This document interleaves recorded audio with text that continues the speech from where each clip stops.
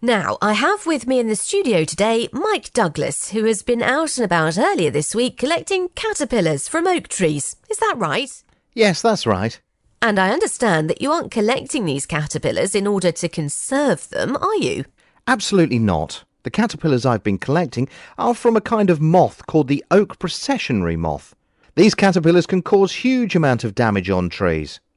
They can strip all the leaves from an oak tree, leaving it completely bare, weakening the tree considerably. A whole oak tree? Yes, they are extremely destructive.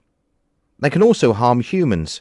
Touching them or their nests can give you a nasty rash and even give you a sore throat or cause breathing difficulties and eye problems. They sound nasty. How come I've never heard of them before? Well, they've been in and around London since 2006, in some parts of West and Southwest London. Unfortunately, we've lost the battle.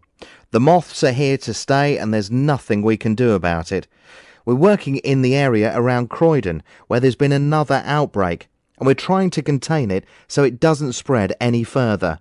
So, how do you spot an oak processionary moth? Well, the easiest thing to look out for is their nests.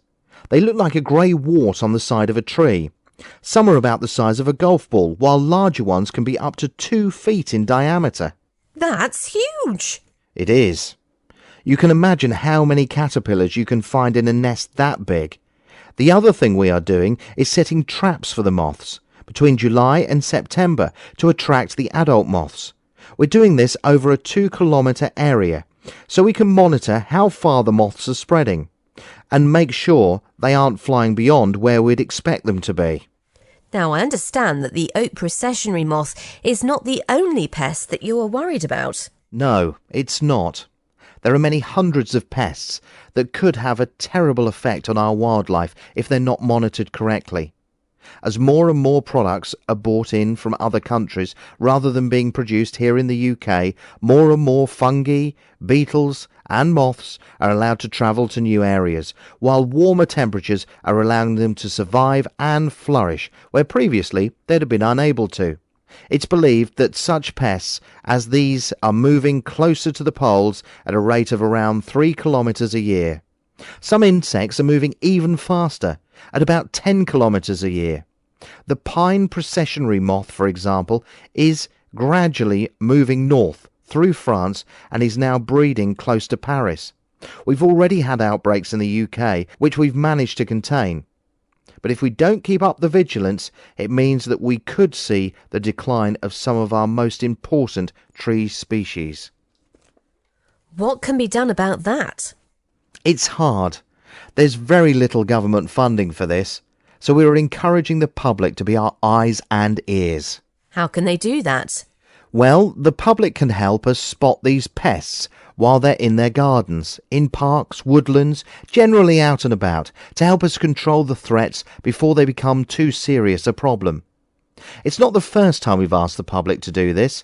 Not long ago there was an outbreak of the citrus longhorn beetles, which sometimes arrive on trees and shrubs from Asia or in packing crates, and a number of these were spotted by vigilant members of the public, and the threat was intercepted. And if you're unable to contain the oak processionary moth problem?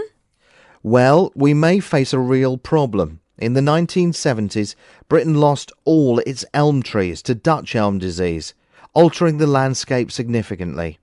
We could see the same thing happen again. But are the general public really knowledgeable enough to identify what is a tree disease or a threat to a tree and what is just natural dieback? No, in most cases not, and that's why we've launched a training programme to train volunteers in what to look out for, so that we can put together a national picture of tree health. People who are interested in becoming a volunteer can log onto our website for details of their nearest training programme. Thanks very much indeed, Mike, for coming in to talk to us about this very worthy programme. Now it's time for our weekly...